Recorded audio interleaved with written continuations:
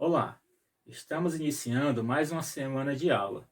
Nessa semana, estudaremos a potenciação de números racionais e as figuras geométricas espaciais. Vamos à aula? Então, galera, vamos ver agora potenciação de números racionais. A potenciação de números racionais ela acontece de algumas formas diferentes. Aqui nós vamos ver apenas a potenciação com base negativa. Observe que temos aqui os números menos 5, menos 3, menos 2. São as bases da potenciação e todos eles são números negativos. Vamos ver aqui o primeiro exemplo. Menos 5 elevado a 2. A gente lê menos 5 ao quadrado. Vamos ter que fazer a multiplicação. Menos 5.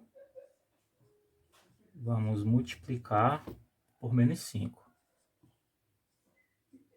Observe que o número 2 é o expoente da potenciação e ele indica que temos que multiplicar o menos 5 por ele mesmo duas vezes. 2, está aqui duas vezes, menos 5 vezes menos 5. Sabemos que 5 vezes 5 é 25. Temos que fazer também o jogo de sinal. A multiplicação de números negativos, menos e menos, fica mais. Então, vai ficar mais 25. Vamos para o segundo exemplo. Menos 3 está elevado a 3. Ou seja, temos que multiplicar o menos 3 por ele mesmo 3 vezes. Menos 3, menos 3. Observe que a multiplicação 3 vezes 3 é 9. Aí 9 multiplica por 3 de novo, que vai dar 27. E o sinal? Menos e menos dá mais. Mas esse mais, com o menos aqui do último 3, mais e menos vai dar menos. Então temos que vai ficar menos 27.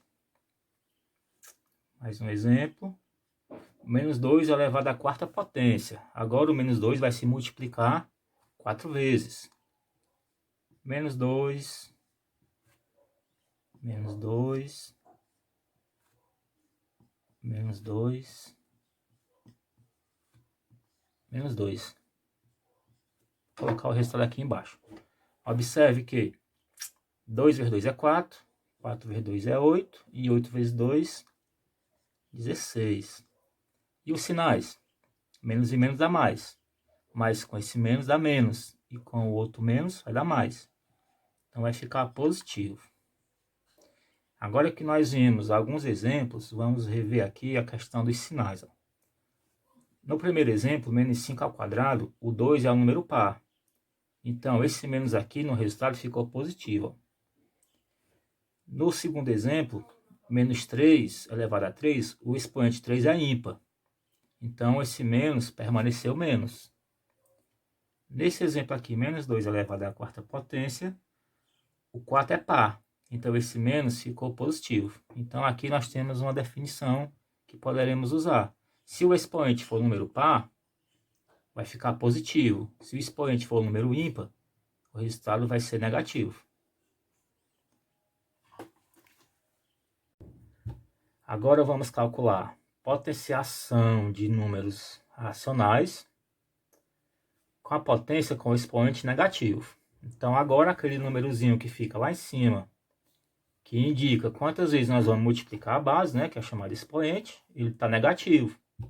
Tem um sinalzinho de menos. Aqui, ó, 7 elevado a menos 2 e 2 elevado a menos 4. Esses são nossos exemplos. Então, para nós calcular uma potência com número negativo, a gente vai escrever a forma de um número inverso. O que é que significa isso? Vamos colocar em forma de fração. Fica 1 sobre 7 elevado a 2. Observe que o expoente que estava aqui negativo, agora quando ele vem para a fração, ele fica positivo. 7 elevado a 2. Então, vamos calcular dessa forma. 7 elevado a 2 é 7 vezes 7. Dá 49. Muita atenção na hora de calcular a potência, né? Não pode fazer 7 vezes 2, 14, que dá errado. 7 vezes 7, 49. Vamos para o próximo exemplo. 2 elevado a menos 4. Vamos fazer do mesmo jeito. Coloca o 1. E agora colocamos a fração 2 elevado a 4. Observa, ó. O menos agora sumiu. Quando vem para a fração, ele fica positivo. Então, nós calculamos. Repete o 1. E calculamos 2 elevado a 4. Vamos lembrar do exemplo anterior. 2 vezes 2, 4. 4 vezes 2, 8. 8 vezes 2, 16. Mais uma vez, nada de fazer 2 vezes 4, 8 não. Está errado, tá bom? 2 elevado a 4 é 16. Então, os números que têm expoente negativo, na verdade, eles são frações. Fica o 1 aqui em cima. E você vai calcular a potência no denominador. Ok? Bom, agora nós vamos calcular a potenciação com base fracionária. Agora vamos ver que a base das nossas potências são frações. Aqui 2 exemplos. No primeiro temos uma fração e o expoente positivo. E no segundo temos a fração elevada ao expoente negativo. Vamos calcular. Nesse primeiro exemplo, o expoente 3 ele vai ficar com o numerador 3 e com o denominador 2. Então, nós vamos ter que fazer aqui uma distribuição. 3 fica elevado a 3. E o 2 também fica elevado a 3. Ó. Então, o expoente fica nos dois. Agora é só fazer o cálculo. 3 elevado a 3. 3 vezes 3, 9. 9 vezes 3, 27. Cuidado para não fazer 3 vezes 3, 9. Está errado. 2 elevado a 3. 2 vezes 2, 4. 4 vezes 2, 8. Então, fica 27 sobre 8. Para o exemplo com expoente negativo, nós temos que esse menos 2 aqui ele vai ter que ficar positivo. Né? Vimos anteriormente que não podemos calcular um expoente negativo. Como é que nós vamos fazer isso? A nossa fração, 4 sétimos, ela vai ser invertida. O 7 fica no numerador e o 4 vem para baixo, para o denominador. E agora o nosso expoente 2, menos 2, fica positivo, elevado a 2. Agora vamos calcular. O 7 vai ficar elevado a 2, igual ao exemplo anterior. E o 4 também vai ficar elevado a 2. Quanto é que vai dar esse valor? Vamos fazer aqui embaixo.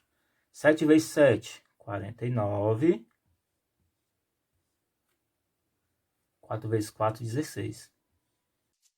Nós vamos estudar sobre geometria, especificamente geometria espacial, que é a área da matemática que estuda as figuras no espaço, ou seja, aquelas que possuem mais de 2 dimensões. Não confundam figura geométrica plana com figura geométrica espacial. As figuras planas têm todos os pontos no mesmo plano, como o círculo, o triângulo, o quadrado, o retângulo, o losango e o pentágono. Já as figuras geométricas espaciais ou sólidos geométricos apresentam altura, comprimento e largura, como o cubo, o cilindro, a pirâmide, o cone e a esfera. Os sólidos geométricos podem ser classificados em poliedros e corpos redondos. Nos poliedros, todas as suas faces são compostas por superfícies planas. E nos corpos redondos, sua superfície apresenta alguma parte arredondada.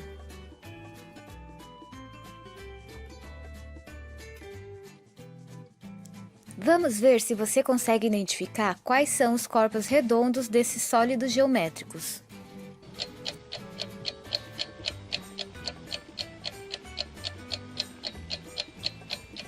Se você respondeu o cilindro, o cone e a esfera, parabéns, você entendeu direitinho.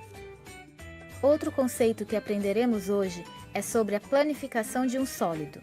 Quando fazemos uma planificação, é como se estivéssemos abrindo o sólido geométrico, podendo assim descobrir quais figuras planas formam esse sólido. Por exemplo, observe a planificação desse cubo. Quando ele se abre, percebemos que ele é formado por 6 quadrados. Na planificação da pirâmide de base triangular, observamos que ela é formada por 4 triângulos. E no cilindro, temos um retângulo e 2 círculos.